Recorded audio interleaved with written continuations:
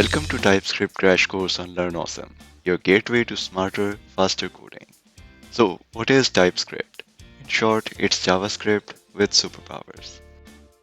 Imagine writing code only for it to break when you least expect it.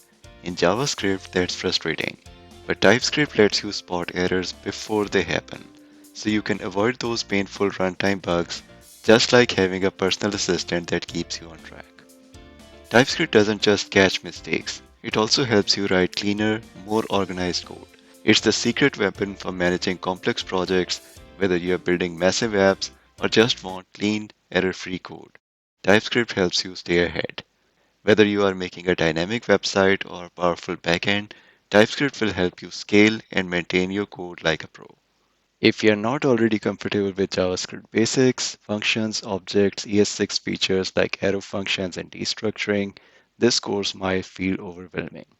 Since this is a crash course, we focus on TypeScript rather than teaching JavaScript from scratch. Trying to cover both would compromise the learning experience, making it harder to grasp either language effectively.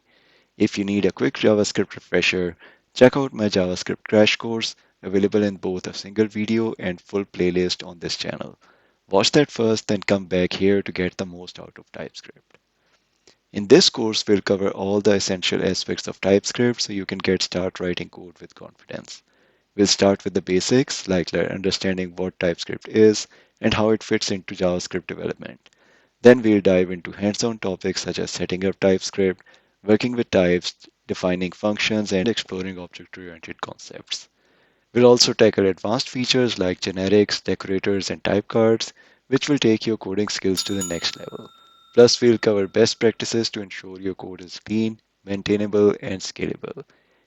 In the next video, let's take the first step, which is to get development environment ready for TypeScript development. Note you can skip the next video and playlist if you have Node.js and Visual Studio Code installed on your machine, as your development environment is already set up. See you in the next one.